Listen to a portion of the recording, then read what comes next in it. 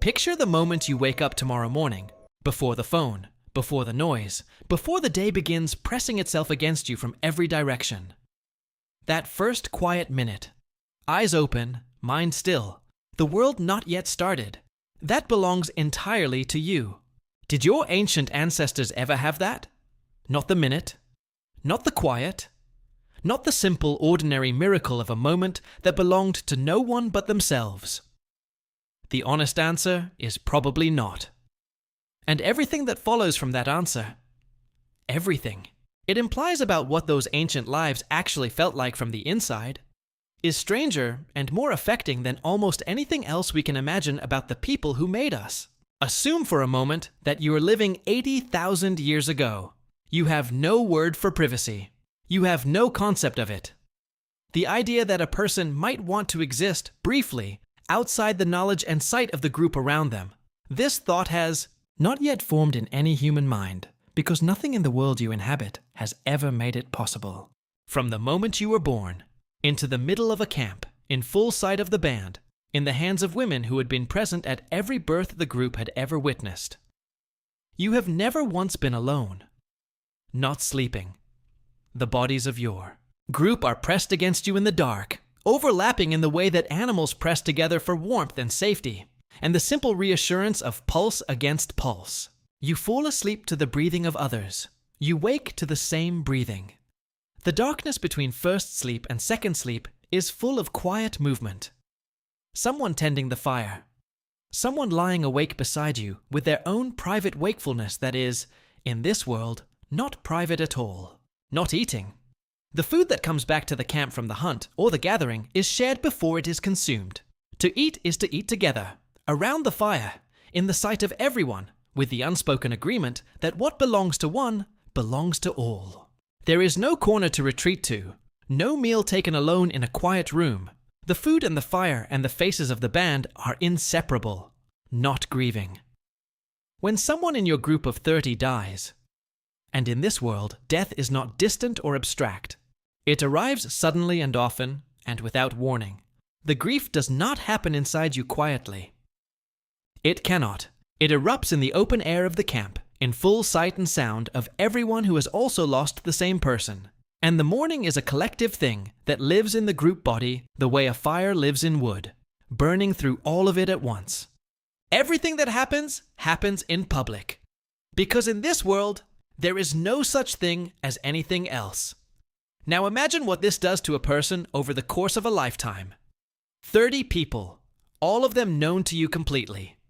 Their histories, your history. Their moods visible to you before they speak because you have watched those faces your entire life and you can read them the way you read weather, instinctively, without effort, without choice.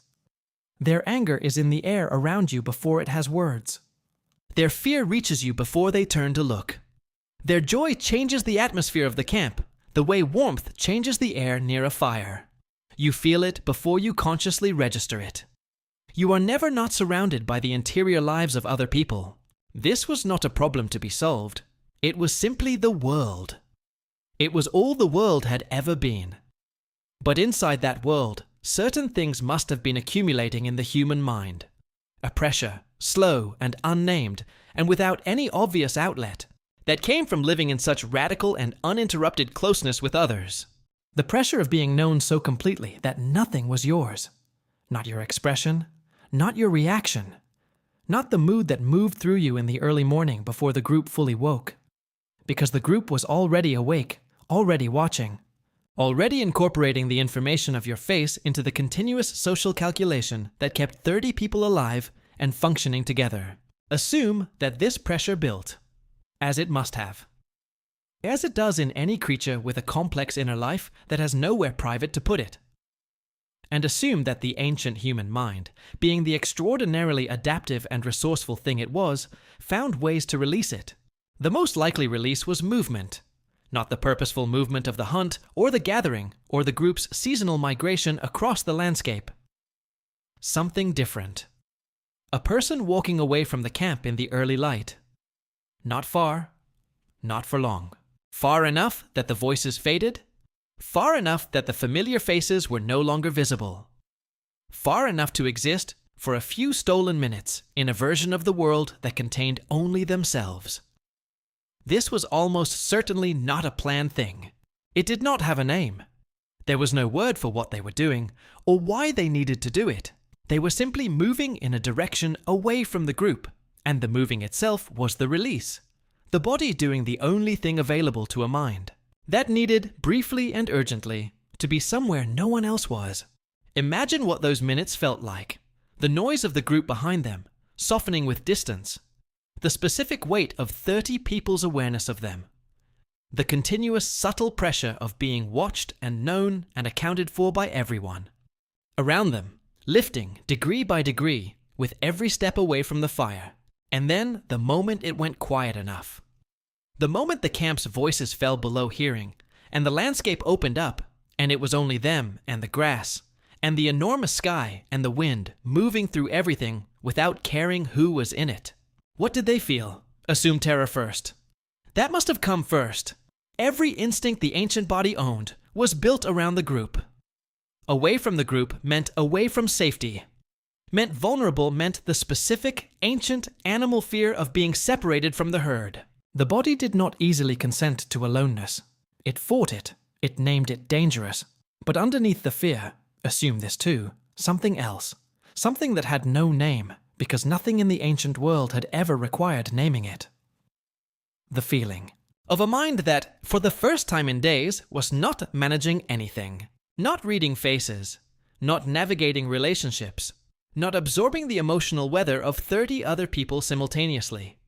Not being anyone's hunter, anyone's partner, anyone's child, anyone's grief, anyone's responsibility. Just a mind. On a plane. Breathing. Assume this felt extraordinary. Assume it felt like water after thirst so constant they had forgotten what thirst was. Assume it felt like setting down a weight they had been carrying so long they had stopped registering it as weight. Assume they wanted more of it, and assume that this wanting, this quiet, unnamed, dangerous wanting for a moment that belonged only to them, was the very first stirring of something the human species would spend the next 80,000 years slowly learning how to build. Because here is what the ancient world did not have. It did not have a word for solitude. It did not have architecture designed around individual experience. It did not have the concept of a self that might have interests separate from the group. A self that might need space, silence, the specific relief of not being perceived. All of that would come later. Much later. Built slowly, across thousands of generations, by descendants who would eventually construct walls and rooms and locked doors and the elaborate social agreements that make individual interior life possible. But the need was already there. 1,000 years ago. In the body of a person standing alone on a plane, with their heart racing and their instincts screaming, and underneath all of it, quiet and stubborn and absolutely real. The feeling that this specific aloneness, this brief, terrible freedom, was something the group could never give them. Something that could only exist in the absence of the group. The ancient human could not have told you what they were doing or why. They had no language for it. They would have returned to the camp before long. Had to return, survival demanded. It and the moment would have closed over like water over a stone, leaving almost no trace. But it happened. Assume it happened every day. Assume it happened in every band, in every camp, across every landscape ancient humans ever inhabited. Assume that the pressure of radical communal life and the relief of momentary separation from it was as old and as human as the use of fire.